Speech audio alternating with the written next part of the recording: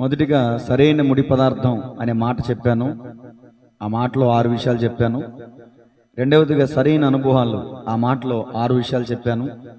ఈరోజు మూడవ మాట ది రైట్ లెసన్స్, సరైన పాఠాలు. ఏమండి, ఈ మాటలో నుంచి ఒక 5 మాటలు మీ ముందుంచడానికి ఇష్టపడుతున్నాను. నాయకుడిగా మారాలి అంటే నేర్చుకోవలసినవి నేను చెప్తున్నాను. పేతురు ప్రారంభ దశ వేరు, పేతురు ముగింపు దశ వేరు.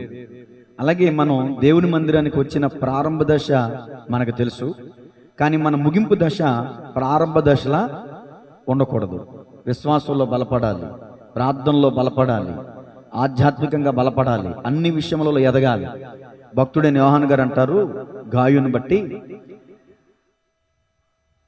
ప్రియుడా నీవు అన్ని విషయములలో సుఖ సౌఖ్యముగా ఉండవలనని కోరుచున్నాను అంటాడు. అన్ని విషయాలలో, భౌతికంగా, మానసికంగా, ఆత్మీయంగా, అన్ని విషయములలో మీరు సుఖ సౌఖ్యంగా ఉండాలని మా దైవజనుల యొక్క కోరిక. దేవుని స్తోత్రం చెప్పండి గట్టిగా. అలాగే యేసుక్రీస్తు ప్రభుల వారిని వెంబడించినటువంటి పేతురు ప్రారంభ దశ దుడుకుతాను, ప్రారంభ దశ తొందరపడుతాను, ప్రారంభ దశ చాలా త్వరపడి భయపడి వెనుకకు జారిపోయే స్వభావం కలిగినటువంటి వాడు పేతురు. కానీ ముగింపు దశ అలా లేదు. పేతురు యొక్క జీవితంలో కొన్ని పాఠాలు నేర్చుకున్నాడు. ఆ పాఠాల గురించి చెప్తాను. చెప్తూ ఉన్నప్పుడే ఆ పాఠాలను మన జీవితాన్ని కూడా మనం అన్వయించుకోవాలి. అతను నేర్చుకుంటాను కాదు, మనం కూడా నేర్చుకుందాం. అతను ఏ విధంగా నేర్చుకుని స్థిరపరచబడ్డాడో మనం కూడా మన విశ్వాస జీవితంలో స్థిరులుగా ఉందాం. అట్టి కృప దేవుడు మనకిచ్చునుగాక. చూడండి, ఈరోజు మూడవ మాటలో సరైన పాఠాలు అనేది మూడవ మాట. రాసుకోండి. మూడవ మాటలో మొదటి మాట లోబడుట నేర్చుకొనెను. పేతురు ఏం నేర్చుకున్నాడండి యేసు ప్రభుల వారి దగ్గర అంటే? లోబడుట, విధేయత నేర్చుకున్నాడు, లోబడ్డం నేర్చుకున్నాడు. ఏ సందర్భంలో మనం చూడొచ్చు? అందరూ తీయండి. మత్తయి శుభవార్త 17వ అధ్యాయం 18వ పేజీ అండి. 17వ అధ్యాయం 24వ వచనం నుండి మొదటిగా నేను చదువుతాను, తర్వాత మీరు చదువుదురు కానీ. 24వ వచనం, 18వ పేజీ తీశారు అందరూ. 24వ వచనం, 17, 24 చదువుతున్నాను, వినండి. వారు కపెర్నహూమునకు వచ్చినప్పుడు అరశెకెలు అను పన్ను వసూలు చేయవారు పేతురు నద్దకు వచ్చి, మీ బోధకుడు ఈ అరశెకెలు చెల్లింపడా అని అడుగుగా, చెల్లించుననెను. అతడు ఇంటిలోనికి వచ్చి మాటలాడక మునుపే యేసు ఆ సంగతి ఎత్తి, సీమోనా నీకేమి తోచుచున్నది? భూరాజులు సుంకమును పన్నును ఎవరి యొద్ద వసూలు చేయుదురు? కుమారుల యొద్దనా అన్యుల యొద్దనా అని అడిగాడు. అతడు అన్యుల యొద్దనే అని చెప్పగా, యేసు అలాగైతే కుమారులు స్వతంత్రులే, మనం కట్టక్కర్లా, కానీ అయినను మనము వారికి అభ్యంతరము కలగజేయకున్నట్లు నీవు సముద్రమునకు పోయి గాలం వేసి మొదట పైకి వచ్చు చేపను పట్టుకొని దాని నోరు తెరచిన ఎడల ఒక షెకెలు దొరుకును. దానిని తీసుకుని నా కొరకును నీ కొరకును వారికిమ్మని అతనితో చెప్పాను. దేవుని స్తోత్రం చెప్పండి గట్టిగా. యేసు ప్రభులు వారు కపెర్నహూముకు వచ్చారు. ఇప్పుడు వినండి, బైబిల్ చూడొద్దు, నా వైపు చూడండి. కపెర్నహూము అనే ప్రాంతానికి వచ్చారు. ఆ ప్రాంతంలో ఒక ఇంట్లో ఉన్నారు. ఇంట్లో ఉంటే బయట వీధిలో పన్ను వసూలు చేస్తూ వస్తున్నారు. ఏంటండి ఈ పన్ను మీకు అర్థం కావాలంటే నేను చెప్తే చాలా టైం పట్టేస్తుంది. మీరు రిఫరెన్స్ రాసుకోండి, చెప్తాను. నిర్గమకాండం 30వ అధ్యాయం 13 నుంచి 16 వచనాలు. తీయక్కర్లా, రాసుకోండి చాలు. నిర్గమకాండం 30వ అధ్యాయం 13 నుంచి 16 వచనాలు. 2వ దినవృత్తాంతములు 24:9. 2వ దినవృత్తాంతములు 24:9. ఈ వచనాల్లో ఏముంటుందంటే, ఆనాడు ఇజ్రాయేలీల కాలంలో ప్రత్యక్షపు గుడారం యొక్క సేవ జరిగేది కదండి. అక్కడ యాజకులు ఉండేవారు కదా. మోషే ద్వారా ఒక కట్టడ నియమించడం జరిగింది. అరశెకెము, లేకపోతే షెకెము అరశెకెల్ అనేది ఉంటుంది. రూపాయి, ₹1 ఎలాగో అది కూడా అలాగే ఉంటుంది. మాకు పావలా ₹1 తెలుసు. మరి కృష్ణదాతి గారి కాలంలో అంటే అనాలు కూడా తెలుసు, అర్ధనాలు, ఇంకా లోపలికి వెళ్తే చాలా ఉన్నాయి. అమ్మో, 100 పైసలు కలిపితే ₹1 మాత్రమే తెలుసు మాకు. 25 పైసలు, 50 పైసలు, ₹1 తెలుసు. కానీ మరి తాతగారి కాలంలో అయితే పావలాకి లోపు ఉంది, దానికి లోపు ఉంది. అసలు చూస్తే నాకు బలి విచిత్రమైందండి. ఎంత పొడుగు ఉంది, ఇంత లిస్ట్ ఉంది. అన్న ఇన్ని నాణాలు కలిపితే ఇన్ని పైసలు, ఇన్ని విధానాలు కలిపితే ఇంతని చాలా లిస్ట్ ఉంది. ఈసారి మీకు అది నాకు దొరికితే మీకు వాట్సాప్లో పెడతాను, అది కూడా చూడండి, అరశికలు అనే పన్ను ప్రత్యక్షపు గుడారము ఎదుట మోషే ద్వారా నియమించబడినటువంటి కట్టడా. ప్రత్యక్షపు గుడారము ఎద్ద సేవ చేస్తున్నటువంటి యాజకులకు, లేదా అక్కడ ఉన్నటువంటి ప్రధాన యాజకులకు, లేదా మోషే ద్వారా నియమించినటువంటి ఒక కట్టడ. అరశికలు అనేది పన్ను కట్టాలి. ఇప్పుడు యేసు ప్రభులు వారు కట్టాలా? ఆయనే దేవుడు కదా. ఇప్పుడు ఆ పన్ను ఎందు నిమిత్తం వసూలు చేస్తున్నారు వాళ్ళు? మందిరం నిమిత్తం. మందిరము కంటే గొప్పవాడు యేసు ప్రభులు వారు, అంతే కదండి. ఇప్పుడు ఈ మందిరాన్ని పడగొట్టండి, మూడవ దినాన్ని నేను లేపుతానన్నారు. నిజంగా ఆ మందిరం గురించి మాట్లాడారు ఆయన? లేదు, ఆ మందిరం గురించి, ఈ మందిరం గురించి. ఆయనే ఒక దేవాలయం కదండి. ఆయన పడగొట్టారు సిలువ వేసి, మూడో దినాన్ని లేచారు లేదా? వాళ్ళకి తెలియలా. అక్షరార్థంగా ఇటుక ఇసుకతో కట్టబడిన దేవాలయం గురించి అనుకున్నారు వాళ్ళు. దేవాలయపు పన్ను యేసు ప్రభుల వారు కట్టనక్కర్లా. ఇక్కడ ఒక విషయం గమనించాను, శ్రద్ధగా వినండి. ఆ పన్ను వసూలు చేసేవాళ్ళు ఎవరి దగ్గరకు వచ్చి అడిగారు? మీ బోధకుడు ట్యాక్స్ కట్టడా, పన్ను కట్టడా అని పేతురుని అడిగారు. పేతురు ఏమన్నాడు? కడతారు అన్నారు. పై మాటకు అన్నాడు, కానీ లోపల ఒక కెరటం, ఒక కలవరం కదులుతుంది, మెదులుతుంది.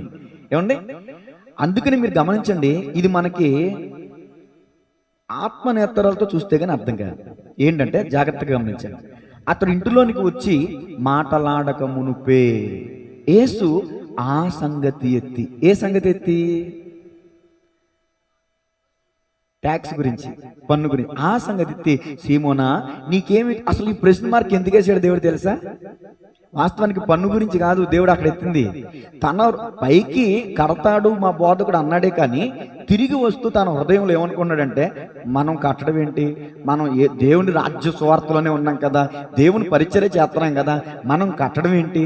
మనం కట్టడం అవసరమా అని యేసు ప్రభుల వారిని ఏదో అడుగుదామని వస్తున్నాడు. నాకు అనిపించింది అలా. ఏమంటే మీకు కూడా నమ్మితే నమ్మండి, లేకపోతే వస్తే అందుకని అడిగాడు, అయ్యా పేతురు ఇంతకు నీకేం తోస్తుంది? ఇప్పుడు పేతురు సమాధానం చెప్పేసాడు అక్కడ, మా బోధకుడు కడతాడని. మరి నీకేమి తోచుతున్నదని యేసు ప్రభుల వారు ఎందుకు అడిగారు అంటే, తన హృదయంలో ఒక ప్రశ్న ఉంది, కట్టాలా వద్దా, కట్టాలా వద్దా. ఇప్పుడు దానికి సమాధానం ఇవ్వడానికి దేవుడు హృదయాన్ని ఎరిగినవాడు కదండి, మన హృదయ తలంపులను ఎరిగినవాడు కదా ఆయన. పేతురు నువ్వు కడదామంటావు వద్దంటావు ఎందుకే? అదేనయ్యా మరి అదే అంటే అప్పుడు యేసు ప్రభులు క్లారిటీ ఇచ్చేశారు. యేసు ప్రభులు అడిగారు, కుమారులు స్వతంత్రులు వద్దనా అన్యులు వద్దనా? అన్యోతులే కట్టించుకుంటారు. మరి మన స్వతంత్రులుగా మన కుమారులం కదా, మన కట్టక్కర్లా. అయినను అధికారులకి అభ్యంతరము కలగకుండానట్లు మనం ఏం చేద్దాం? పన్ను కడదాం. బండ్లు ఉన్న వాళ్ళు, సైకిల్, మన నాగేశ్వర గారికి ఏ ట్యాక్స్ ఉండదు, సైకిల్ కదా. బండి అయితే రోడ్ ట్యాక్స్ కట్టాలి, పొల్యూషన్ కట్టాలి, అది కట్టాలి, ఇది కట్టాలి, బోర్డులు ఉన్నాయి. ఏమండి? రోడ్ ట్యాక్స్లు కడతారా కట్టట్లేదా? చెప్పండి. ఇంటి పన్ను కడుతున్నారా? అందరూ చెప్పట్లా. వెంకన్న గారు చెప్పండి, ఇంటి పన్ను కడుతున్నారా? పంపు పన్ను కడుతున్నారా? కట్టట్లేదా? ఇప్పుడు అధికారులు మన దగ్గరికి వచ్చి పన్ను కట్టాయంటే, మా దేవుడు పరిశుద్ధ గ్రంథంలో సమస్త భూమియు నాదే అన్నాడు, మేము ఎందుకు కట్టాలి, కట్టం అని అంటామా? అంటే బంగారము నాది అని దేవుడు అన్నాడు లేదా? ఏంటి బంగారం మీద జిఎస్టీలు వేస్తున్నారండి మీరు, మేము కట్టం అని అధికారులు అంటకు సరిపోతామా? కట్టకపోతే పొమ్మంటారు అవతలకి. దేవునికి వాక్యం చెప్తుందంటే అధికారులకి లోబడాలి. మన ప్రభుత్వం యొక్క అధికారులు ఏ పార్టీ ఉందో మనకు అనవసరం, అర్థమవుతుందండి. ఏ పార్టీ అయితే అధికారులు ఉన్నారో, ప్రభుత్వం ప్రజల ద్వారా ఎన్నిక చేపట్టారో వారిని మనం గౌరవించాలి, వారికి మనం లోబడాలి, వారికి మనం విధేయత చూపించాలి. దేవాలయపు పన్నే కాదు, భౌతికపరమైన ప్రభుత్వపు పన్నుల గురించి కూడా నేను చెప్తున్నాను. చాలా మంది నెగ్లెక్ట్ చేస్తూ ఉంటారు, నిర్లక్ష్యం చేస్తూ ఉంటారు. దేవుని స్తోత్రం చెప్పండి గట్టిగా. యేసు ప్రభుల వారు అనే మాట ఏంటంటే, మత్తయి శుభవార్త 22వ అధ్యాయం 15 నుంచి 21 వచనాలు. మత్తయి శుభవార్త మరొక సందర్భంలో, మత్తయి శుభవార్త 22వ అధ్యాయం మత్తయి శుభవార్త 22:15 అండి. చదవమా. అప్పుడు పరిసయ్యులు వెళ్ళి మాటలలో ఆయనను చిక్కుపరచవలెనని ఆలోచన చేయుచు, బోధకుడా నీవు సత్యవంతుడివై ఉండి దేవుని మార్గము సత్యముగా బోధించుచున్నావనియు, నీవు ఎవరిని లక్ష్య పెట్టని వానివనియు, అసలు నీకు మాటం లేదని మాకు తెలుసు. నీకేమి తోచుచున్నది? ప్రశ్న. యేసు ప్రభుల వారికి వేస్తున్నారు చూడండి ఇప్పుడు ప్రశ్న. నీకేమి తోచుచున్నది? కైసరికి పన్ను. ఇదిగో ఇప్పుడు గవర్నమెంట్ గురించి, ఇంతకుముందేమో దేవాలయ పన్ను గురించి, ఇప్పుడు ఏ పన్ను? కైసరు అంటే గవర్నర్ అంటే ప్రభుత్వం. అక్కడ అడుగుతున్నారు జనాలు, కైసరుకి పన్నిచ్చుట న్యాయమా కాదా, మాతో చెప్పుమని అడుగుటకు హేరోదీయులతో కూడా తమ శిష్యులను ఆయన యొద్దకు పంపిరి.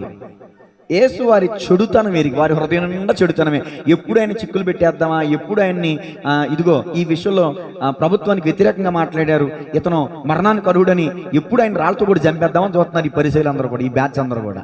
అమ్మా వాక్యం వినండి, దేవుని స్తోత్రం చెప్పండి గట్టిగా.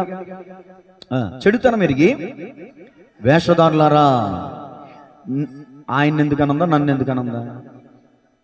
మీరు అదే చదివారా? నాకే తప్పు వినబడింది, అయితే దేవుడు నన్ను క్షమించుగాక. చదువమ్మా. వేషధారులారా నన్నెందుకు శోధించుచున్నారు, పన్ను రోక ఒకటి నాకు చూపుడని వారితో చెప్పగా వారు ఆయన వద్దకు ఒక ధ్యానారము తెచ్చిరి. అప్పుడు ఆయన, ధ్యానారం అంటే ఎంతండి చెప్పండి, కింద ఉందిగా చదవండి, పుట్టినోట్ల ₹1 తీసుకొచ్చి ఈ రూపమును పైవ్రాతయు ఎవరివని వారినడుగగా వారన్నారు కైసరువనిరి. అందుకు ఆయన, అలాగైతే సంగీతం విన్నావా, అలాగైతే కైసరునకును దేవునికి చెల్లించుడని వారితో చెప్పాను. వారి మాట విని ఆశ్చర్యపడి ఆయనను విడిచి వెళ్ళిపోయారు. ఒక జంప చూపితే రెండో జంప అన్నట్టు, ఒక ప్రశ్న అడిగితే 2 సమాధానం చెప్పాడు ఈయన. అరే బాబు, ప్రభుత్వాన్ని కాదురా, ప్రభుత్వానికి కట్టండి, దేవునికి కట్టండి. నేను అనుకున్నాను ఈ పరిశీలి బ్యాచ్ దేవుని సొమ్ము దొంగిలించేవాళ్ళేమో అని. అర్థమవుతుందా? ఒరే మీరేమో చెడిపోయిన మనసు కలిగి మీరు చెడిపోయి నన్ను ప్రశ్నిస్తున్నారు. ముందు మీరు కట్టాల్సినవి కట్టండి రా. రానందుకు నన్ను క్షమించాలి. యేసుప్రభులు వారు మాట్లాడిన భాషారూపకంగా నేను చెప్తున్నాను. రేపు పరిశైలారా ఇలా అనుంటారు ఆయన. పోను ఊరే ఎందుకులే, కొంచెం సంకుచితంగా కొంతగా తీసేద్దాం. నాయనలారా, బాగుంది కదా, నాయనలారా ప్రభుత్వాన్ని కైసరు కట్టండి, దేవునివి. మనలో చాలా మంది ప్రభుత్వానికి భయపడి కడతారండి, అధికారులకు భయపడి కడతారండి, కరెంటోడికి భయపడి కరెంట్ బిల్లు కడతారండి, పాలోడికి బిల్లు భయపడి పాల బిల్లు కడతారండి, సరుకులోడికి భయపడి సరుకుల బిల్లు, పచ్చడి బిల్లు కడతారండి, అన్ని బిల్లులు కడతారండి. ఎవరు బిల్లు కట్టరు? దేవుడి బిల్లు కట్టరు. మందిరానికి వస్తున్నాం, మందిరాన్ని అనుభవిస్తున్నాం, దేవుని సన్నిధిని అనుభవిస్తున్నాం, దేవాలయ పన్ను కట్టం మనం. అర్థమవుతుందా? యేసుప్రభులు వారు అన్నారు, ఈ ₹1 మీద ఎవరి రూపం ఉంది? కైసరు రూపం ఉంది కదా. కైసరికే ఉండి దేవునివి మనం కైసరుగా ఇస్తున్నాం. ప్రభుత్వం ట్యాక్స్ కడుతున్నాం, రోడ్ ట్యాక్స్ కడుతున్నాం, పొల్యూషన్ కడుతున్నాం, లేకపోతే ఇంటి పన్ను కడుతున్నాం, పంపు పన్ను కడుతున్నాం, రకరకాల ట్యాక్సులు కడుతున్నాం, రకరకాల GSTలు కడుతున్నాం. ప్రభుత్వానికి భయపడి, దేవునికి భయపడి, దేవుని సొమ్ము దేవునికి ఇవ్వట్లా. మనం ఏమన్నా మనం దొంగలం కదా మనం? చెప్పండి, దొంగల ప్రార్థన ఆయన ఆలకిస్తాడా? సరే, సబ్జెక్ట్ నాది అది కాదు, కానీ టచ్ చేస్తానంతే. దేవునికి స్తోత్రం చెప్పండి గట్టిగా. ఈ అనుభవంలో నుంచి పేతురు రాసిన పత్రిక ఎందుకు వచ్చింది? పేతురు రాశాడు కాబట్టి. చాలా మంది పేతురు చదువు లేదనుకుంటున్నారు, చదువు ఉంది. చదువు లేకపోతే పేతురు ఎలా రాస్తాడు పత్రిక? చూడండి, ఈ అనుభవాన్ని యేసుప్రభులు వారి దగ్గర నేర్చుకున్నాడు కాబట్టి, అధికారులకు లోబడాలి, నిజమే, అధికారులకు ఇచ్చేయాలి, దేవుడికి ఇచ్చేయాలి. ఈ అనుభవం నేర్చుకున్నాడు కాబట్టి ఏమి రాశాడు చూడండి. పేతురు రాసిన పత్రిక 1 పేతురు 2:13 మనుషులు నియమించు ప్రతి కట్టడకును ప్రభు నిమిత్తమై లోబడి ఉండుడి.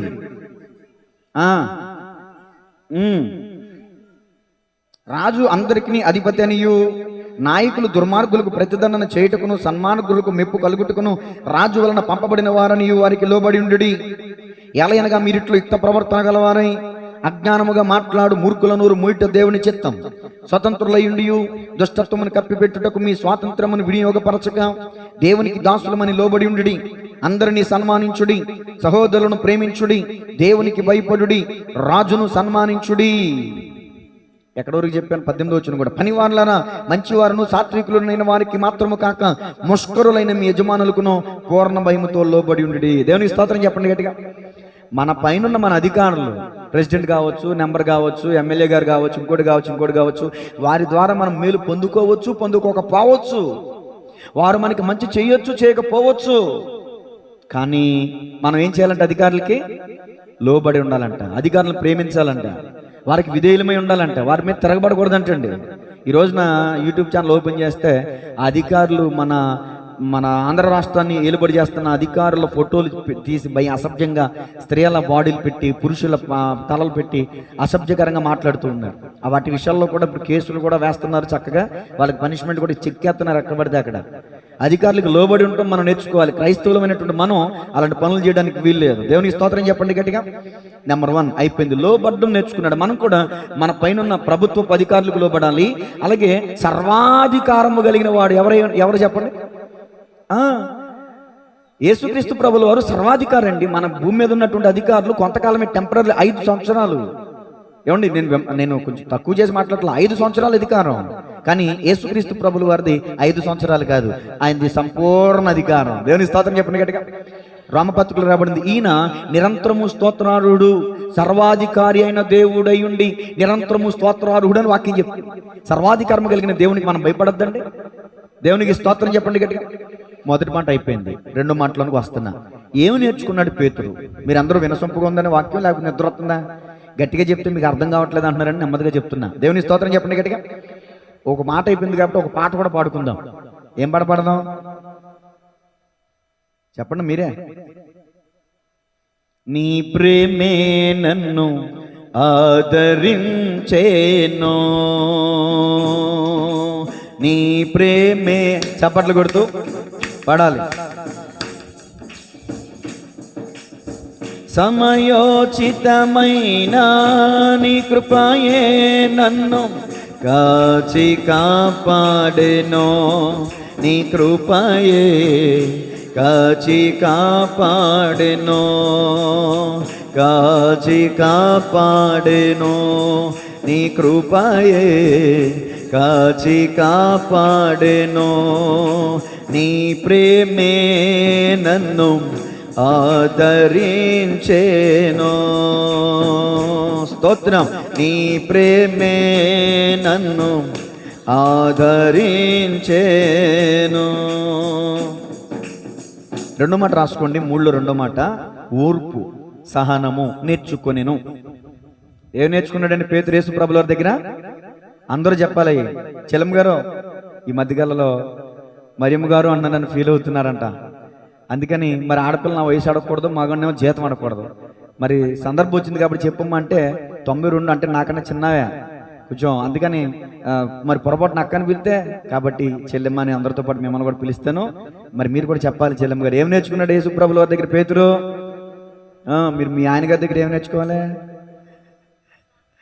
యేసు రక్తమే చెయ్యం. బాగానే చెప్పారమ్మా.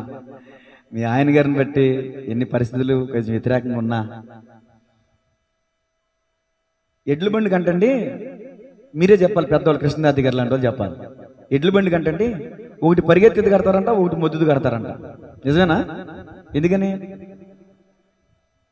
2 చలాకీ కడితే అవి పరిగెడితే ఎడ్ల బండి ఇరిగిపోద్ది, 2 మొద్దు కడితే ప్రయాణం సాగదు. అలాగే అమ్మా, ఇదిగో నువ్వు పరిగెట్టి చలాకీగా చేసాడు దేవుడు నిన్ను. అసలు నిండు గర్భిణీ స్త్రీ అంటే ట్రాఫిక్ పనికి వెళ్ళిందన్న, ఆమె చూస్తే నా కళ్ళ నీళ్ళు వచ్చినాయి. అప్పుడు ఎంత కష్టజీవి అంటే, మరి ప్రెగ్నెంట్గా ఉన్నప్పుడు కూడా ఆమె తన కుటుంబ పరిస్థితిని బట్టి తన జీవనోపాధిని మానుకోవాలా. దేవుని స్తోత్రం చెప్పండి కదా. కాబట్టి నీ భర్తను బట్టి బాధపడద్దు, కానీ దేవుడు నీకు ఇచ్చిన పని తీరుని బట్టి, నీకు ఇచ్చిన శక్తిని బట్టి, నీకు ఇచ్చిన ఆరోగ్యాన్ని బట్టి సంతోషించి ఓర్పు కలిగిండు. ఏదో ఒక రోజున ఏమండి మారు మనసు కలగ చేస్తాడు ఖచ్చితంగా. దేవుని స్తోత్రం చెప్పండి గట్టిగా. ఓర్పు నేర్చుకోవాలంటే మనం మత్తయి సువార్త 26, పేతురు ప్రారంభంలో ఓర్పు లేదండి పేతురికి. చూడండి మత్తయి 26:47, త్వరగా 26:47.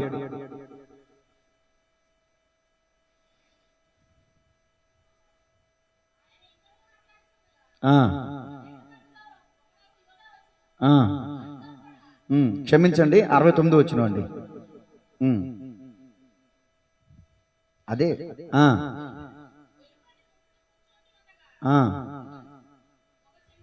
ఒక చిన్నది అతని ఎద్దుకు వచ్చి అనేను. అందుకు అతడు, నేనుండలేదు, నీవు చెప్పు సంగతి నాకు తెలియదని ఎవరి ముందు అన్నాడు ఈ మాట? చిన్న దాని ఎదుట. ఫస్ట్ ప్రశ్న ఇతను ఎవరు అడిగారు? చిన్న పిల్ల వచ్చి, మీ పిల్ల పేరు ఏంటండి? ప్రణతి ఎంత ఉంది? చిన్న పిల్ల వెళ్ళి, ఇప్పుడు నాగేశ్వరరావు గారు పెద్ద ఆయన ఉన్నారు కదా, అలాంటి వ్యక్తిని అడిగితే పేతురు గారు అన్నారంట, నువ్వు చెప్తున్న సంగతి నాకేం అర్థం కావట్లేదు, ఆయన ఎవరో నాకు తెలియదు అంటున్నాడు. 3.5 సంవత్సరాలు యేసుప్రభుల వారి వెనకాల నడిచి ఆయన చేసిన అద్భుతాలు కన్నులారా చూసి, ఆయన చేసిన అద్భుతాల్లో పాలు పొంగులు పొందుకుని, 5 రొట్టెలు 2 చేపలు 5,000 మందికి పంచి అన్ని అనుభవాలు ఇరిగి, అబ్బే ఆయన ఎవరు నాకు తెలియదు, ఆయన పేరేంటో నాకు నువ్వు చెప్తున్న సంగతి అంటే నాకు తెలియదు అంటున్నాడు అంటండి. దాన్ని ఏమంటారు? శ్రమ. అమ్మో వీళ్ళు నేను ఇప్పుడు ఎరిగినంటే నన్ను కూడా వీళ్ళు శ్రమల పాలు చేస్తారని శ్రమలకు భయపడి ఓపిక నశించిపోయి నాకు తెలియదు అంటున్నాడండి. తర్వాత చదవండమ్మా. అతను నడవలోనికి వెళ్ళిన తర్వాత ఇంకో చిన్నది వచ్చింది. ఇప్పుడు సంగీతం వచ్చింది. అతను చూచి, వీడును నజరేయుడగు యేసుతో కూడా ఉండినని అక్కడ వారితో చెప్పగా, అతడు అమ్మో ఈసారి ఒట్టు పెట్టుకున్నాడంట. ముందేమో నాకు తెలియదు అన్నాడు, ఇప్పుడేమో ఒట్టు అమ్మతోడు నేను ఉండలేదు బాబోయ్, ఆ మనుషుని నేను ఎరగను బాబోయ్. కొంతసేపు అయిన తర్వాత అక్కడ నిలుచున్న వారు పేతురు వద్దకు వచ్చి, నిజమే నీవును వారిలో ఒకడవే, నీ పలుకు నిన్ను గూర్చి సాక్ష్యం ఇచ్చుచున్నదని అతనితో చెప్పిరి. అందుకు అతడు ఆ మనుషుని నేను ఎరుగనని చెప్పి, ముందేమో తెలియదు అన్నాడు, తర్వాత ఏమో ఒట్టు పెట్టుకున్నాడు. ఇప్పుడు ఏం చేస్తున్నాడు? ఏకంగా తన్ను తాను శపించుకుంటున్నాడు. వెంటనే కోడి కూసాను. చదవమ్మా. కనుక నీవు నన్నెరుగునని ముమ్మారు చెప్పెదవని యేసు తనతో అనిన మాట జ్ఞాపకం తెచ్చుకుని వెలుపలికి పోయి సంతాపపడి, ఇదే పశ్చాత్తాపం, ఇదే దుఃఖం, దైవ చిత్తానుసారమైన దుఃఖం. పేతురు ఇస్కరియోతు యోధ ఇద్దరు యేసు ప్రభువుల వారిని వెంబడించారు. ఒకరేమో ఎరుగునన్నారు, ఒకరేమో అమ్మేశారు. ఈ అమ్మేసినోడేమో ఎల్లు ఉరెట్టుకున్నాడు. ఈ ఎరుగునని బొంకిన అతనేమో మనసు గద్దించి యేసు ప్రభువుల వారు ఒక చూపు చూశాడంట తీసుకెళ్తుంటే. ఇదిగో ఏమంటలా, ఇదిగో ఇలా వెళ్ళిపోతూ సంఖ్యలతో యేసు ప్రభువుల వారు ఇలా వెళ్తున్నారు. ఇలా వెళ్తూ పేతురు వైపు ఇలా చూశాడు. అంతే, గుండె పగిలిపోయింది పేతురికి. ఏ సందర్భం గుర్తొచ్చింది తెలుసా? మరణమైనా సరే నీతో వస్తానయ్యా అన్నాడు పేతురు. అంత అతిశయపడకో, నువ్వే నన్ను ఎరగనని ముమ్మర బొంకుతావు అన్నాడు. ఆ సందర్భం గుర్తొచ్చి గుండె పగిలిపోయి అక్కడ ఉంది కదా, సంతాపపడి ఏడ్చాడు. ప్రభువా నువ్వు చెప్పేవాయా, నిజమే, నేను ఎరుగనని నిన్ను ముమ్మారు బొంకాను ప్రభు, నన్ను క్షమించాని గుండె బాదుకుని సంతాపపడి ఏడిస్తే దైవ చిత్తానుసారమైన దుఃఖం మారు మనసును, రక్షణార్థమైన మారు మనసును కలగజేయనని వాక్యం చెప్తాం. మారు మనసు మరల మారు మనసు అనుభవంలోకి వచ్చాడు అక్కడ వెంటనే. దేవుని స్తోత్రం చెప్పండి గట్టిగా, హల్లెలూయా. మనం కూడా చాలా విషయాల్లో తొందరపడతా ఉంటాం. మన కుటుంబాల్లో చాలా సమస్యలకి కారణం ఏంటి తెలుసా? మన తొందరపాటు కలిగినటువంటి పేతురు ఈ సందర్భం ద్వారా ఒక పాఠం నేర్చుకున్నాడు.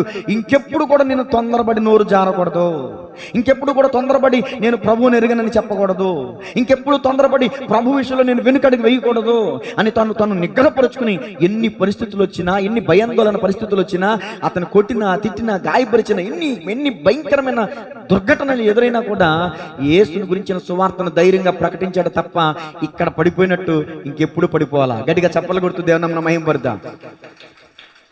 మనం అందరం కూడా ఓర్పు నేర్చుకోవాలండి. చూడండి, ఈ అనుభవాన్ని బట్టి పేతురు రాసిన పత్రికలో పేతురు రాశాడు స్వయంగా. చూడండి, పరిశుద్ధాత్మ అభిషేకము ద్వారా. 1 పేతురు 2వ అధ్యాయం 21వ వచనం. 1 పేతురు 2వ అధ్యాయం 21వ వచనం. క్రీస్తు 21 నుంచి క్రీస్తు కూడా మీ కొరకు బాధపడి మీరు తన అడుగు జాడలేందు నడుచుకున్నట్లు మీకు మాదిరి ఎంచిపోయిను.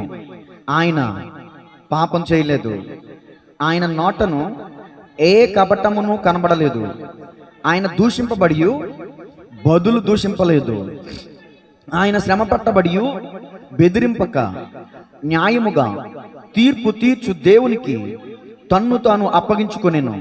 మనము పాపము చేయలేదని పాపముల విషయమై చనిపోయి 23వ వచనం చాలండి. బెదిరింపగా న్యాయముగా తీర్పు తీర్చు దేవునికి తన్ను తాను అప్పగించి. ఏమి నేర్చుకుంటున్నాం ఇక్కడ? పేతురు గారు తన అనుభవాన్ని బట్టి యేసు ప్రభుల వారు మన ముందుంచి ఒక పాఠం చెప్తున్నాడు, ఒక విషయాన్ని నేర్పిస్తున్నాడు. యేసు ప్రభుల వారు మనందరి కొరకు ఒక మాదిరికరమైన జీవితాన్ని నుంచి వెళ్ళాడు. ఆయన ఏం చేశాడంటే దూషించబడ్డాడు, కానీ బదులు చెప్పండి, మీరు చెప్పాలి, ఆయన దూషింపబడి బదులు దూషింపలేదు. ఆయన శ్రమ పెట్టబడ్డాడు, గాయపరచబడ్డాడు, కొట్టివేయబడ్డాడు, నెట్టివేయబడ్డాడు. ఒక మాట అంటే 4 మాటలు అనలా. నోరు తెరువలేదాయ ప్రేమ, బదులు పలుకలేదాయ ప్రేమ. నిద్రోత్తరమండి కొడు. నోరు తెరువ, గట్టిగా బైబిల్ పక్కన పెట్టి అవసరమైంది.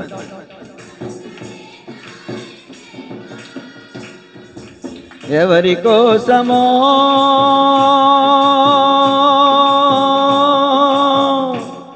ఈ జనుల కోసమే, ఈ జగతి కోసమే, ఈ జనుల కోసమే, ఈ జగతి కోసమే సిల్వలో సాగింది యాత్ర, కరుణామయుని దయగల పాత్ర. సిలువలో సాగింది యాత్ర, కరుణామయుని దయగల పాత్ర. దైవజనుడైనా విశ్వాసులైనా ఈరోజు మనం నేర్చుకోవాల్సింది ఓర్పు. శ్రమే రావచ్చు, శోధనే రావచ్చు, నిందే రావచ్చు, అపనిందే రావచ్చు, ఉన్నమాటైనా కావచ్చు, లేని మాటైనా కావచ్చు. ఏదైనా ఏ పరిస్థితి అయినా మన ముందుకు వచ్చినప్పుడు మనకు కావాల్సింది ఏంటో తెలుసా? ఓర్పు. చూడండి, యాకోబు పత్రిక 5వ అధ్యాయం 7వ వచనం నేను చదువుతాను. చూడండి, సహోదరులారా, ప్రభు రాకడ వరకు ఓపిక కలిగి ఉండు. ఏం కలిగి ఉండాలంటే మనం? స్త్రీలు చెప్పండి, ఏం కలిగి ఉండాలి మనం? ఉందా మనకి ఈరోజు ఓపిక? ఏమండి, ఉందా? చూడండి, చూడుడి, వ్యవసాయకుడు తొలకరి వర్షము కడవరి వర్షమును సమకూడు వరకు విలువైన భూఫలము నిమిత్తం ఓపికతో కాచుకొనుచు దాని కొరకు కనిపెట్టును కదా. ప్రభు రాక సమీపించుచున్నది కనుక మీరును ఓపిక కలిగి ఉండుడి. మీ హృదయములను స్థిరపరచుకొనిడి. హృదయములో చంచలత్వం రానిమ్మకండి, అస్థిరత్వం ఉండనిమ్మకండి. ఏమండి, హృదయములను కలవరపడనిమ్మకండి. చిన్నపిల్లలారా, మీ హృదయములను కలవరపడనీయకండి, మీ హృదయములను స్థిరపరచుకునండి. సహోదరులారా, మీరు తీర్పు పొందకుండా నిమిత్తం, ఇదిగో తీర్పులోకి వెళ్లకుండా ఉండాలంటే ఇదిగో దేవుని వాక్యం చెప్తుంది, తీర్పు పొందకుండా నిమిత్తం ఒకని మీద ఒకడు సనగకుడి. ఇదిగో న్యాయాధిపతి వాకిట నిలిచి ఉన్నాడు. దేవునికి స్తోత్రం చెప్పండి గట్టిగా. ఓపిక నశించిపోయిన వారు ఏం చేస్తారంటే సనుగుతారంటండి. ఓపికను పట్టలేపారండి. ఇజ్రాయేలీలో ఓపికను పట్టలేపారు. వాళ్ళు తినడానికి తినలేదు, ఓపిక పట్టలేకపోయారు. దేవుడు కార్యం చేసే వరకు. తాగడానికి నీళ్ళు లేవు, దేవుడు కార్యం చేసే వరకు ఓపిక పట్టలేకపోయారండి. బండ నుంచి నీళ్లను ప్రవహింపజేసాడు దేవుడు, ఆకాశం మన్నాను కురిపించాడు దేవుడు. అయినా కూడా ఇశ్రాయేలీయులు ఈ మన్నా మాకు ఏమైంది, అసహ్యం అయిపోయింది, మాకు వద్దు, ఈ మన్నా మాకు వద్దు, మాకు మాంసం కావాలి, మాకు ఉల్లిగడ్డలు కావాలి, మాకు జున్నిగడ్డలు అన్నారండి. ఓర్పు నశించిపోయిందండి. సనిగారండి, మోషే మీద సనిగారండి. మోషే మీద సనిగితే ఏమొచ్చింది చెప్పండి? అప్పుడు తాపకరమైన సర్పాలు వచ్చి కరిచి చచ్చిపోయారండి. వాక్య అనుభవం ఉన్న వాళ్ళు ఎవరు కూడా సనగరండి. దేవుని వాక్యం చెప్తుంది, మీరు ఒకరి మీద ఒకడు ఏం చేయకూడదంట? సనగొద్దు. సనుగుతున్నామంటే ఓర్పు లేదు. ఓర్పు లేదంటే ప్రేమ లేదు. ఇదేంటి ప్రేమలోకి వెళ్ళారండి మళ్ళీ? దీనికి దానికి లింక్ ఏంటి అనుకుంటున్నారా? ప్రేమ ఓర్చుకుంటుందంట. ప్రేమ ఏం చేస్తుందండి? ఓర్చుకుంటుందంట. ఎక్కడుంది ఈ మాట?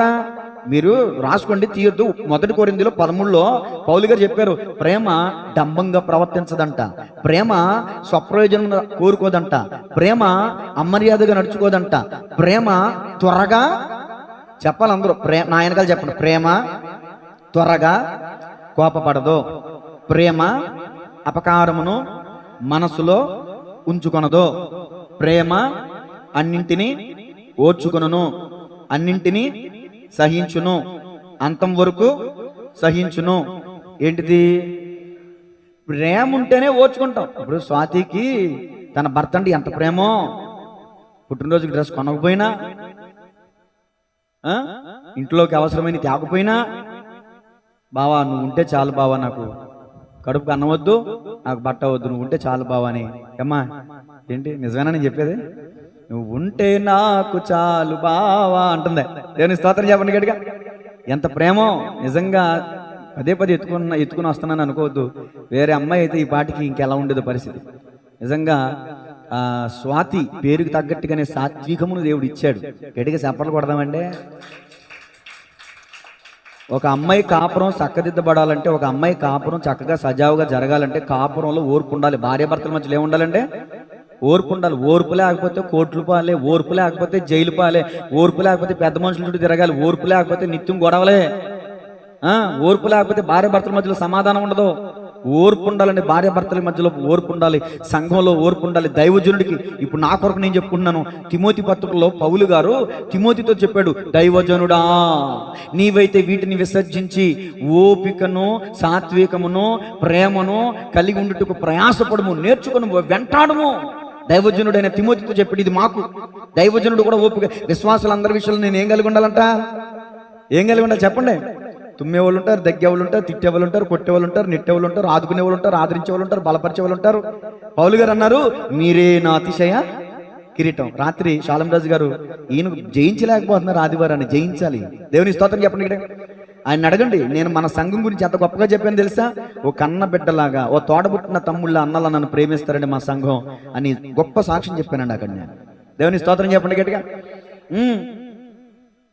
ఆ స్థితిలో మీరు ఉన్నారు నాకు తెలుసు. కానీ కొన్ని సందర్భాల్లో వచ్చే బాధలను బట్టి అనిపిస్తుంది, కిరీటము మీరే, కిరీటములో ఉన్న తేలు మీరే అనిపిస్తుంది. అనాలనిపిస్తుంది కానీ అనకూడదు. కిరీటం మీరే, కిరీటంలో ఉన్న తేలు మీరే అని అనాలనిపిస్తుంది, అనకూడదు. ఆ మాట అక్కడ చెప్పలేదులేండి. ఇది నా మనసులో మాట. నా పిల్లల గురించి నేను అవమానంగా చెప్పుకుంటాను ఏంటంటే? మీ పిల్లల గురించి మీరు చెడుగా చెప్పుకుంటారా? ఏమండి, తన బిడ్డ తప్పే చేసింది, బయటికి ఏమంటది? నా బిడ్డ నిప్పు అంటదా? ఏ ప్రేమ. దేవుని స్తోత్రం చెప్పండి గట్టిగా.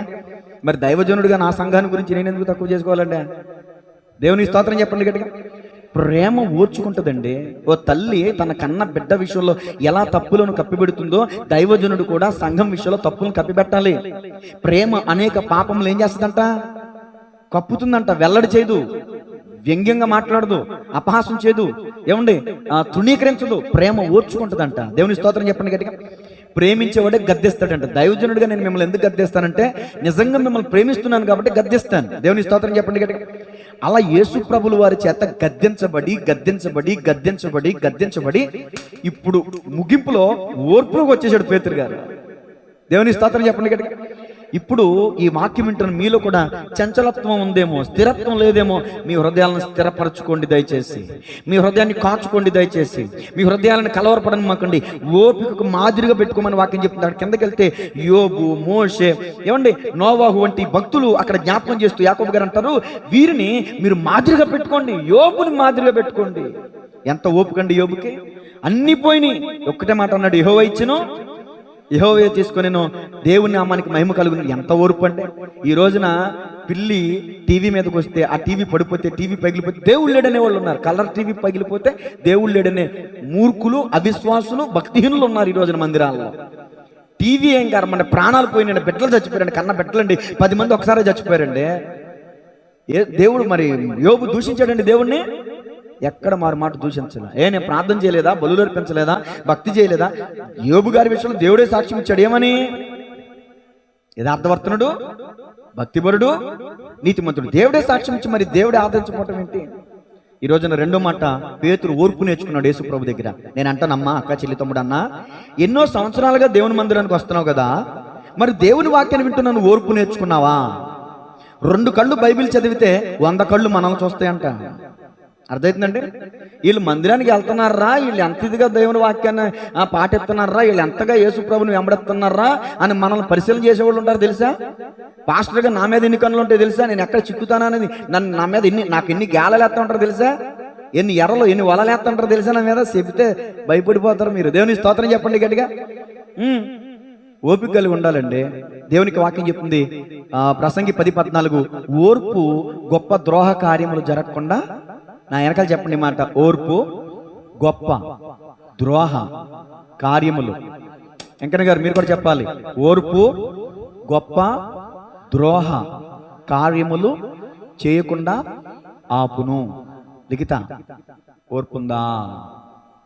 చెప్పమ్మాయ్. ఏంటో నీ మీద పడింది మరి ఏసు రక్తం. ఇంట్లో కొద్దిగా ఓర్పు నశించిపోతుందేమో నీకు, అవునా?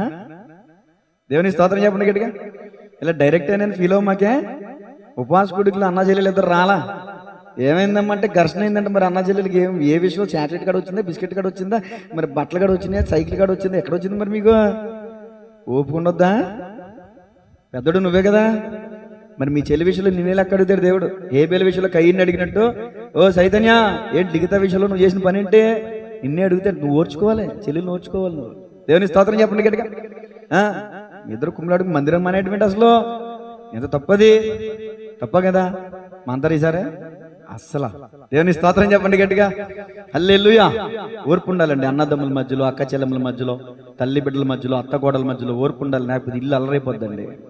ఓర్పు అనేది ఒకటి లేకపోతే మన జీవితంలో చూడండి, లోక 21:19 ఓర్పు లేకపోతే, లోక 21:19 ఓర్పు లేకపోతే ఏమొద్దు చూడండి. త్వరగా చదివి వినిపించండి అమ్మా. మీరు మీ ఓర్పు చేత అంటే దాని అర్థం ఏంటి? ఓర్పు లేకపోతే ప్రాణాలు పోగొట్టుకుంటారు అంతే. చిన్న మాట. క్షణికావేశంతో ఒక ఆమె భర్త భార్య టీ పెట్టిందంట, టీ తాకుండా వెళ్ళిపోయాడంట, ఉరేసం తెచ్చిపోయిందంట. అది పెద్ద విషయం అండి, ఏమండే? పెద్ద విషయమా? చిన్న విషయం. క్షణికావేశం, ఓర్పు లేదు. ప్రాణం అంటే మాటల. ఆ కన్న బిడ్డ, కూతురు, కొడుకు ఏమవుతారు? ఎంతమంది ఉన్న తల్లిదారు వస్తుందండి ఆ బిడ్డలకి? బిడ్డలు బోరుమని ఏడుతున్నారు ఆ తల్లి మీద పడి. క్షణికావేశం, ఓర్పు లేకపోతే ప్రాణాలు పోతాయి. ఊరిని ఉదాహరణ చెప్పా, ఎవరో గురించి చెప్పాలని కాదు. దేవుని స్తోత్రం చెప్పండి గట్టిగా. 2వ మాట అయిపోయింది, 3వ మాటలోకి వచ్చండి. తగ్గింపు నేర్చుకునేను. తగ్గింపు. నెంబర్ 1 ఏం నేర్చుకున్నాడండి? అది దేవుడు మేము దీవించిన కాక. 2 ఏం నేర్చుకున్నాడండి? ఓర్పు నేర్చుకున్నాడు. 3 ఏం నేర్చుకున్నాడండి? తగ్గింపు నేర్చుకున్నాడు. మత్తయి శుభవార్త 26వ అధ్యాయం 31వ వచనం. మత్తయి శుభవార్త 26:31. అప్పుడు యేసు వారిని చూచి, ఈ రాత్రి మీరందరూ నా విషయమై అభ్యంతరపడెదరు. ఎలయనగా గొర్రెల కాపరిని కొట్టుదును, చెదిరిపోవును రాయబడి ఉన్నది కదా. నేను లేచిన తర్వాత మీకంటే ముందుగా గలిలయకు వెళ్ళేదన నేను. అందుకు పేతురు, దుడుకుతనం కలిగిన పేతురు అంటున్నాడు చూడండి, నీ విషయమై అందరూ ఒకవేళ అభ్యంతరపడవచ్చు, అభ్యంతరపడినను నేను ఎప్పుడును అభ్యంతరపడనని ఆయనతో చెప్పగా, యేసు అతనిని చూచి, ఈ రాత్రి కోడి కూయక మునిపే నీవు నన్ను ఎరుగునని ముమ్మారు చెప్పేదవని నీతో నిత్యముగా ఇప్పుడు ఇక్కడ సర్క్యులేషన్ మీకు ఏమర్థమైంది? యేసుప్రభులు వారు అన్నారు, నా టైం వచ్చింది, నన్ను పట్టుకుంటారు, నేను సిలువేయబడతాను, చనిపోతాను, 3వ దినాన్ని లేస్తాను అంటున్నాడు. పేతురు అన్నాడు, నీ విషయం అందరూ అభ్యంతరపడినా నేను మాత్రం దీన్ని ఏమంటారు? అతిశయం అంటారు. బైబిల్ మిషన్ మొంగమూరి దేవదాసాయి గారు అన్నారు, భక్తులలో పాపం ఉండను. ఆ పాపం ఏ పాపం? గర్వం అనే పాపం. భక్తి గర్వం. నేను ఇంత పాటలు పాడుతున్నాను, నేను కాబట్టి కానికిస్తున్నాను, నేను కాబట్టి అన్ని చేస్తున్నాను, నేను కాబట్టి దైవజనుడికి లేకపోతే ఇలాంటి విషయాలు. దైవజనుడి దగ్గరగా మీరుండి ఒకవేళ దైవజనుని విషయంలో మీరు అతిశయం చూపించారేమో. అతిశయం ఉండొద్దండి. మనం ఎవరిని బట్టి అతిశించాలి? మన ప్రభువుని బట్టి మనం అతిశించాలి. ఈ విషయంలో అనుభవం కలిగినటువంటి పేతురు రాసిన మొదటి పత్రిక 5:5 ఏం రాశాడు చూడండి. నేను లేని మాట కాని మాట ఏమీ చెప్పట్లేదండి. తన అనుభవాల్లో నుంచి ఏమేమి రాశాడో, తను ఏమి నేర్చుకుని రాశాడో, మనమేమి నేర్చుకోవాలో మనం నేర్చుకున్నాం అంతే. మొదటి పేతురు 5:5. చిన్నపిల్లలారా మీరు పెద్దలకు లోబడి ఉండుడి.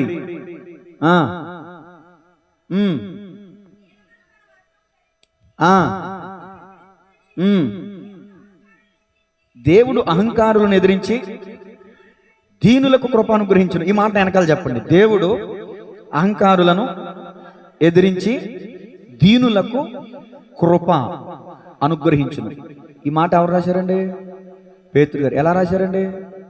అనుభవం, పాఠం నేర్చుకున్నాడు. నిజమే, దీనులకే దేవుని కృప వస్తుంది, అహంకారులకు కాదు. భక్తి గర్వం కూడా పనికిరాదని తన భక్తి గర్వాన్ని విడిచి, తన అతిశయాన్ని విడిచిపెట్టి హృదయపూర్వకంగా దేవుని సన్నిధిలో దీన మనసు కలిగి ప్రవర్తించడం నేర్చుకున్నాడు పేతురు.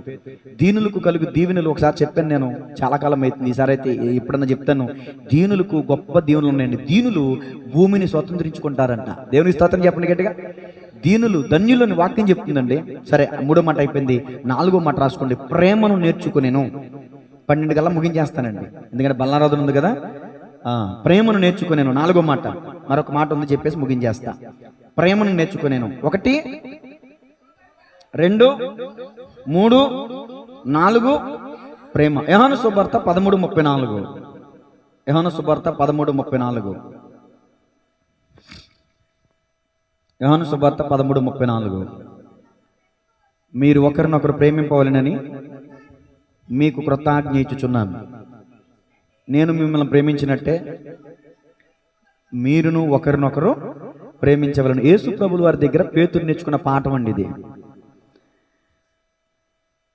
నేర్చుకున్నాడు కాబట్టే తన పత్రికలో రాశాడు. మొదటి పేతురు 4:8 తీయండి. మొదటి పేతురు 4:8. యోహాను సువార్త 13వ అధ్యాయంలో యేసు ప్రభులు వారి శిష్యుల పాదాలు కడుగుతున్నప్పుడు పేతురు దగ్గరికి వస్తే, నువ్వు నా పాదాలు కడగకూడదయ్యా అని అంటాడు. నేను నీ పాదాలు కడగకపోతే పరలోకంలో పాలు ముప్పులు పొందవంటే నా నిలువెల్లా కడిగాయి అని అంటాడు పేతురు. ఏమండి, పాదాలను కడగటం, పాదాలకి మట్టి దోగర అంటుకుంటూ ఉంటాయి కదండి, వాటిని కడుగుతున్నాడు దేవుడు. ఇప్పుడు మీ పిల్లలు వెళ్ళి బురదలో పడిపోయారండి, స్నానం చేయించారు, బురదలో పడిపోయారు, అసహించుకుంటారా? మళ్ళీ పిల్లల్ని ఏం చేస్తారు? ఒడిలోకి చేసుకుని వాళ్ళకి స్నానం చేపిస్తారా? దేవుడు అక్కడ ఆ మురికిని కడుగుతున్నాడు. అమ్మా, మనకు కూడా మన ఆత్మీయ జీవితంలో మన ఆత్మల పట్ల కొన్ని మురుకులు అంటుకుంటూ ఉంటాయి, వాటిని కడుక్కోవాలి మనం. అంతవరుతుందండి. నెత్తికి పోయేదాన్ని, నేలకు పోయేదాన్ని నెత్తికి రాసుకోకూడదు. దేవుని స్తోత్రం చెప్పండి గట్టిగా. చదవండి అమ్మా. మొదటి పేతురు 4:8. ప్రేమ అనేక పాపములను కప్పును గనుక అన్నిటికంటే ముఖ్యముగా ఒకని ఎడల ఒకడు మిక్కటమైన ప్రేమ గలవారై ఉండి. చెల్లెమ్మ గారు, ఇంతకు ముందు మీరు ఏం చేశారండి? కప్పారా, బట్టబయలు చేశారా? మీ ఆయన గారి విషయం ఏం చేశారు చెప్పండి? కప్పాలి. మీ ఆయన ఏదైతే ఉంటుందో దాన్ని ఏం చేయాలి? మీరు కప్పాలి. దేవుని అది మరి ప్రేమ అనేక పాపములు కప్పునంటే అదే మరి. దేవుని స్తోత్రం చెప్పండి గట్టిగా. దేవుడు యేసుప్రభుల వారి దగ్గర, క్షమించాలి, యేసుప్రభు దగ్గర పేతురు ఏం నేర్చుకున్నాడంటే ప్రేమ నేర్చుకున్నాడు. ఒకసారి పేతురు ఒక గ్రామానికి వెళ్ళాడు. గ్రామంలో మేడగది మీద ప్రార్థన చేసుకుంటున్నాడు. ఆ పేతురికి ఒక దుప్పటి ఆకాశం నుంచి ఒక చెంగు కిందకు వచ్చింది. ఆ చెంగులో చతుష్పాద జంతువులన్నీ ఉన్నాయి. వాటిని చంపుకు తినమని ఒక శబ్దం వినబడింది. ఓ దర్శనం వచ్చిందండి. ఇదంతా వింటున్నారు జాగ్రత్తగా. ప్రభువా, నిషిద్ధమైన దాన్ని నేను ఎప్పుడు తినలేదు కదా ప్రభు అంటాడు పేతురు. దుప్పటి వెళ్ళిపోద్ది. మళ్ళీ రెండోసారి వస్తుంది, సేమ్ ప్రాసెస్, వెళ్ళిపోద్ది. మళ్ళీ దుప్పటి వస్తుంది, చంపుకు తిను. నిషిద్ధమైన నేను ఎప్పుడు తినలేదు కదా ప్రభు. అప్పుడు ఒక స్వరం వినబడుతుంది, దేవుడు పరిశుద్ధపరిచిన వాటిని నిషిద్ధంగా నువ్వు ఎంచకూడదు అని. ఆ దర్శనం దేని గురించి అనుకుంటున్నారు? చతుష్పాద జంతువులు అంటే దానికి సాదృశ్యం అంటే అన్యులకు సాదృశ్యం. ఈ పేతురు యూదుడండి, యూదులకే సువార్త ప్రకటిస్తున్నాడు అప్పటి వరకు. ఈ దర్శనం వచ్చిన తర్వాత వెంటనే మెలకులోకి వచ్చిన తర్వాత ఇద్దరు వ్యక్తులు వచ్చి పేతురుని వెతుకుతా వస్తారు. పరిశుద్ధాత్మ చెప్తాడు, నిన్ను ఇద్దరు మనుషులు వెతుక్కుంటూ వచ్చారు, నువ్వు వెళ్ళు వారిని ఎదుర్కొని. కిందకు వస్తాడు, వాళ్ళిద్దరు వస్తారు. ఎవరు మీరు? పలానా చోట నుంచి వచ్చాం, కొన్నేళ్ళైన భక్తులు పంపించాడు, మిమ్మల్ని మా ఇంటికి తన ఇంటికి రమ్మన్నాడు అని చెప్తాడు. సరే, ఇదంతా దేవుని చిత్తం అనుకుని వెళ్తాడు. అక్కడికి వెళ్తే కొన్నేళ్ళు వీళ్ళందరూ కూడా అన్యులండి. అన్యులయ్యుండి వాళ్ళు దేవుని పట్ల కలిగిన ఆసక్తిని చూసి ఆశ్చర్యపోయి పేతురు ఏమంటాడు తెలుసా? ఇందును బట్టి నాకు అర్థమైంది దేవుడు పక్షపాతి కాడని. గట్టిగా చప్పట్లు కొడుతూ, యూదులకే కాదు దేవుడు అన్యజనులకును దేవుడై ఉన్నాడని, దేవుడు అన్యజనులకు సువార్త ప్రకటించమన్నాడని నాకు ఆ దర్శనం దేవుడు చూపించాడని, ఆ దర్శనాన్ని కొన్నేళ్ళతో పంచుకొని పరిశుద్ధాత్మ గురించిన అనుభవాన్ని ప్రకటిస్తే ఆ కొన్నేళ్ళ ఇంటి వారందరూ కూడా పరిశుద్ధాత్మ అనుభవాన్ని పొందుకున్నారంట. దేవునికి స్తోత్రం చెప్పండి గట్టిగా. కాబట్టి సువార్త అనేది ఒక క్రైస్తవులకే కాదండి, సర్వ మానవాళికి కూడా సువార్త. దేవునికి స్తోత్రం చెప్పండి గట్టిగా. ఆఖరి మాట 2 నిమిషాలు ముగించేస్తాను, రాసుకోండి. ధైర్యమును నేర్చుకునేను. పేతురు ఏం నేర్చుకున్నాడండి? ఆఖరిగా ధైర్యము నేర్చుకునేను. అపోస్తుల కార్యాలు 5వ అధ్యాయం 28 నుంచి చదువుతారా? అపోస్తుల కార్యాలు 5వ అధ్యాయం 28 నుంచి చదవండి. ప్రధాన యాజకుడు వారిని చూచి, మీరు ఈ నామమును బట్టి బోధింపకూడదని మేము మీకు ఖండితముగా ఆజ్ఞాపింపలేదా? ఇదిగో మీరు యెరూషలేమును మీ బోధతో నింపి ఈ మనుషుని హత్య మా మీదకి తేవాలనని ఉద్దేశించుచున్నారని చెప్పాను. అందుకు పేతురును అపోస్తులను, మనుషులకు కాదు దేవునికే మేము లోబడవలను కదా. మీరు మ్రానున వేలాడవేసి సంహరించిన యేసును మన పితరుల దేవుడు లేపెను. ఇజ్రాయేలునకు మారు మనసును పాపక్షమాపణ దయచేయుటకై దేవుడు ఆయనను అధిపతిగాను రక్షకునిగాను హెచ్చించి ఉన్నాడు.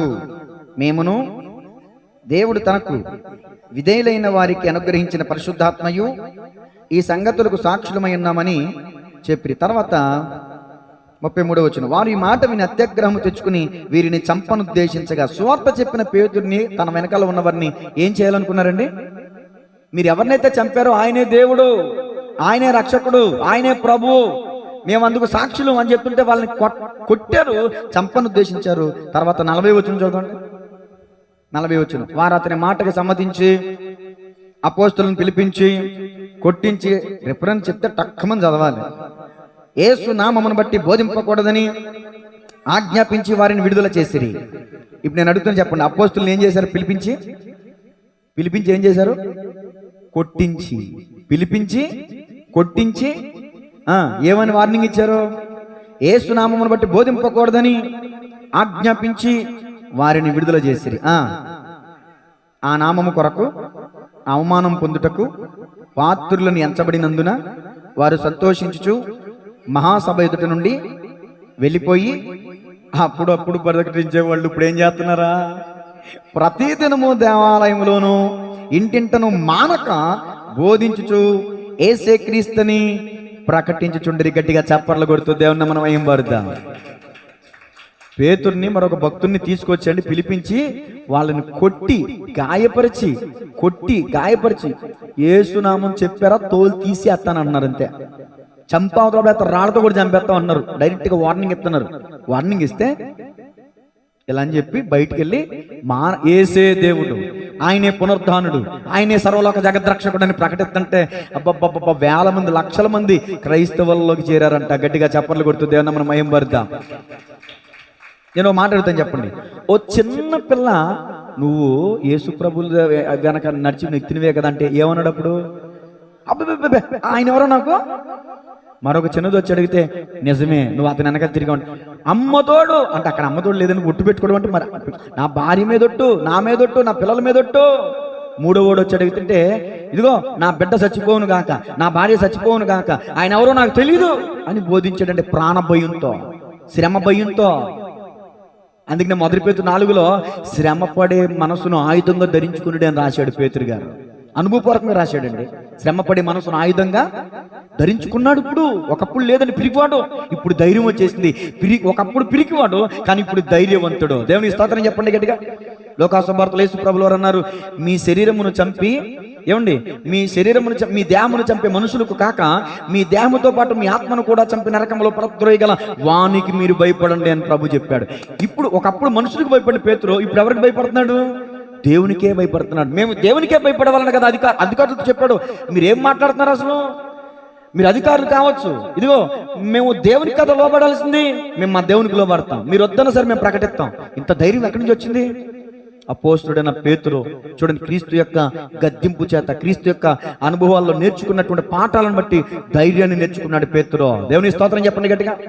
ఈరోజు ఒకప్పుడు ఒక ఆమెను అడుగుతూ, ఒకసారి వచ్చింది, రెండోసారి వచ్చింది, మూడోసారి రాలా. ఏంటమ్మా మందిరానికి రాలేదంటే ఆ పక్క వాళ్ళు అంటున్నారంట, నువ్వు కూడా దిగిపోయావా, నువ్వు కూడా వెళ్ళిపోయావా, నువ్వు కూడా చేరిపోయావా అంటున్నారంట. అందుకే మానేసిందంట. కొన్ని దినాలకి చెప్పకూడదు సందర్భం, అర్థం కాకుండానే చెప్తాను.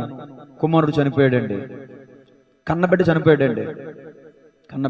నేను అంటాను, ఏమో దేవుని మందిరానికి క్రమంగా వస్తే దేవుడు ఆ తెగులు లేకపోతే ఆ కీడు తప్పించేవాడేమో కదా అనుకుంటాను నేను. ఎవరికో భయపడి మందిరానికి మానేయడం ఏంటంటే ఎవరి విశ్వాసం వాళ్ళది. దేవుని స్తోత్రం చెప్పండి గట్టిగా. 5 మాటలు అయిపోయినాయి, 3వ మాటలు 5 మాటలు అయిపోయినాయి. ముగింపు మాటలు చెప్తున్నాను పేతురు గురించి. ముగింపు సమయంలో ఏం జరిగిందో తెలుసండి. చరిత్రకారులు చెప్తున్నారు, రోమావాస్తుడైన క్లెమెంట్ రాసుకోండి, క్లెమెంట్, యూసిబియస్, ఇగ్నేషియస్. ఏమన్నా మీకు అర్థం కాకపోతే తర్వాత యూట్యూబ్లో రికార్డులు విని రాసుకోండి. పేతురు రోమాలోను కొరింథులోను పరిచర్య చేశారని చెప్పారు వాళ్ళు. బబులోను, కప్పదోకియా, పొంతు, గలతీయ మొదలైన ప్రాంతాల్లో, సిరియాలో, అంత్యోకయలో సేవ చేశాడని ఇప్పుడు నేను చెప్పిన ఈ చరిత్రకారులు చెప్పడం జరిగింది. వారి పుస్తకాలు చదవగా నేను మీకు చెప్తున్నాను అన్నమాట. ఈ శాస్త్రజ్ఞులు, ఈ శాస్త్రవేత్త, ఈ చరిత్రకారులు ఏం చెప్పారంటే ఈ ప్రాంతాల్లో పేతురు పరిచర్య చేశాడు. తన ముగింపు కూడా ఏం రాశారంటే పేతురు చనిపోక ముందే తన భార్య చనిపోయిందంటే. ఎలా చనిపోయిందో తెలుసా? ముగింపు మాటలు నా వైపు జాగ్రత్తగానే. పేతుర్ని చేతులలో వెనకబెట్టి పేతురు తలని ఇలా పైకి లేపి, చూడు నీ భార్యను చూడు ఎలా చంపేస్తున్నాము, అని తన కళ్ళ ఎదుటే తన భార్యని చంపేస్తూ తన భార్యను చంపటం తన కన్నులారా చూసే విధంగా బలవంతం చేశారంట పేతుర్ని. పేతురు కళ్ళ ముందే తన భార్యని సిలువే చంపేశారంట. కొన్ని దినాలకి పేతుర్ని కూడా సిలువేయడానికి చూస్తే, నేను నా ప్రభు వంటి యోగ్యుడిని కాను, నన్ను మామూలుగా సిలువేయొద్దు, తలక్రిందులుగా సిలువేయండి అని చెప్పి బ్రతిమాలి కోరుకుని తలక్రిందులుగా సిలువేయబడి వాటికన్ కొండ మీద క్రీస్తు శకం 68వ సంవత్సరంలో వాటికన్ కొండపై తలక్రిందులుగా సిలువేయబడి హతసాక్షి అయ్యాడు పేతురు. గడిగా చప్పట్లు కొడుతూ ప్రభు నామని మహింపడతాం. ఒకప్పుడు ప్రభువుని ఎరిగిన ముమ్మారు బొంకిన పేతురు, ఒకప్పుడు దుడుకుతనం కలిగిన వాడు, ఒకప్పుడు పిరిగితనం కలిగినటువంటి వాడు తన ముగింపు దశలో దేవుని కొరకు ధైర్యం తెచ్చుకుని, దేవుని కొరకు నడుము కట్టుకుని, దేవుని కొరకు హతసాక్షి అయిపోయాడండి. దేవునికి మహిమ కలుగును గాక. ఈరోజు మన పరిస్థితి ఎలా ఉంది? 2 శిష్యుల గురించి చెప్పాను. 1 అంద్రేయ, 2 పేతురు. తలలు వంచని ప్రార్థన చేసుకుందాం. ఇంతవరకు చెప్పబడిన ఈయన దేవుని మాటలు మనందరి హృదయాల్లో నీరు కట్టి ఫలించును గాక. చిన్న ప్రార్థన చేసి ముగించి బలలోనికి వెళ్దాం. అందరూ కూడా తలలు వంచండి. చిన్న ప్రార్థన చేస్తాను. పరిశుద్ధుడా, ప్రేమగల తండ్రి, ఇంతవరకు సిద్ధపరచబడి నీ యొక్క ఆత్మ అభిషేకము చేత నింపబడి చెప్పబడిన ప్రభు ఈ మాటలు బిడ్డలందరి హృదయాల్లో విత్తబడి ఫలించబడి ఆశీర్వదించబడినట్లుగా సహాయం చేయండి. ఇదిగో పేతురు ఏ విధమైన పాఠాలు నేర్చుకున్నాడో ఆ పాఠాలు మేము కూడా నేర్చుకుని ముందుకు వెళ్ళడానికి సహాయం చేయండి. ఓర్పును నేర్చుకోవడానికి సహాయం చేయండి, తగ్గింపును నేర్చుకోవడానికి సహాయం చేయండి, ప్రేమను నేర్చుకోవడానికి సహాయం చేయండి, ధైర్యమును నేర్చుకోవడానికి సహాయం చేయండి ప్రభు. ఇదిగో పేతురు ఏ విధంగా మీ కొరకు హతసాక్షి అయ్యాడో అయ్యా, మీ కొరకు మేము ఈ విధంగా ధైర్యంగా నిలబడి సువార్త ప్రకటించడంలో వెనుదిరిగి చూడని వారిగా, సువార్త విషయంలో సిగ్గుపడని వారిగా, సువార్త విషయంలో ధైర్యాన్ని కనుపరిచే వారికి ఉండడానికి సహాయం చేయండి. నిజమే, పేతురు ప్రారంభ దశ వేరు, తన ముగింపు దశ వేరు. ఎందుకంటే నీ యొద్ద అనేక పాఠాలు నేర్చుకున్నాడు కాబట్టి సరైన నాయకుడు కాగలిగాడు. మిగిలిన అపోస్తులందరికీ కూడా ప్రథమ నాయకుడు అయ్యాడు. యేసు ప్రభుల వారికి ప్రథమ శిష్యుడు. అయ్యా, నీకు ప్రథమ శిష్యుడు అయ్యాడు ప్రభు. మేమందరం కూడా మా విశ్వాస జీవితంలో ప్రయాణిస్తున్నప్పుడు కొన్ని సందర్భాల్లో ఓపికను విడిచిపెట్టేస్తున్నాం అయ్యా, సహనాన్ని కోల్పోతున్నాం. నిజమే, ఓపిక లేని వారు సనుగుతారని వాక్యం చెప్తుంది. యాకోబు పత్రికలో యాకోబు గారు సెలవిచ్చారు, సనగకండి ఒకరి మీద ఒకరు, ఓర్చుకోండి ఒకరి ఎడల ఒకరు. ఓర్చుకోవాలంటే ప్రేమ ఉండాలి, ప్రేమ ఓర్చుకుంటుందని అనేకమైన విషయాలు ఈరోజు మీరు మాట్లాడారు ప్రభు. సంఘం ఈ రోజున అయ్యా ఒకరినొకరు ఓర్చుకోవాలి, ఒకరినొకరు సహించుకోవాలి, ఒకరినొకరు ప్రేమించుకోవాలి, ఒకరినొకరు ఆదరించుకోవాలి, ఒకరినొకరు బలపరుచుకోవాలి, ఒకరినొకరు ప్రార్థించుకోవాలి తప్ప ఒకరి మీద ఒకరు నిందలు వేసుకోవటం, ఒకరి మీద ఒకరు అమరిందలు వేసుకోవటం అయ్యా అలాంటి పొరపాట్లు మేము చేయకూడదు ప్రభు. ఇంతవరకు ఎవరైనా ఒకవేళ అలాంటి పొరపాట్లు జరుగుంటే మన్నించండి. ఇక మీదట అలాంటి పొరపాట్లు సంఘంలో జరగకుండా అయ్యా మాకు మేము మా అంతటా మేము ఈ వాక్యం ద్వారా సరిచేయబడడానికి సహాయం చేయండి. ఈ వాక్యము ద్వారా మేము ఉదక స్నానం చేపట్టడానికి సహాయం చేయండి. ఒకరినొకరు క్షమించుకోవాలని వాక్యం చెప్పి నిజమే, మా విస్తారమైన పాపాలు మీరు క్షమించినప్పుడు మా ఎదుటి వారి పాపాలు మేము క్షమించకపోతే మేము పొందుకున్న క్షమాపణ కోల్పోతాం కదా. మా ఎదుటి వారు చిన్న అపరాధమే చేశారు మా ఎడల, కానీ అయ్యా నీ ఎడల మేము ఎన్నో అపరాధాలు చేశాం. మరి మా అపరాధాలు మీరు క్షమించినప్పుడు మా ఎదుటి వారు మా ఎడల చేసిన వారి అపరాధాలు మేము క్షమించాలి కదా. ప్రేమ క్షమిస్తుంది. నిజమే ప్రభు, నా ఆత్మ బిడ్డలందరికీ కూడా క్రీస్తు యొక్క ప్రేమను పరిపూర్ణంగా దయచేయమని ప్రార్థిస్తున్నాను. క్రీస్తు యొక్క ప్రేమలో పరిపూర్ణులు అవటానికి సహాయం చేయమని ప్రార్థిస్తున్నాను. పేతురు గారి వలె ప్రేమను నేర్చుకుని, ఓర్పును నేర్చుకుని, తగ్గింపును నేర్చుకుని, ధైర్యమును నేర్చుకుని ఇది ముందుకు కొనసాగడానికి సహాయం చేయమని, నా ఆత్మ బిడ్డలందరినీ దీవించమని ఆశీర్వదించమని, ఈ వాక్యం యూట్యూబ్ వీక్షకులను కూడా దీవించమని ఆశీర్వదించమని యేసు నామములో ప్రార్థిస్తున్నాము తండ్రి. Amen. God bless you all.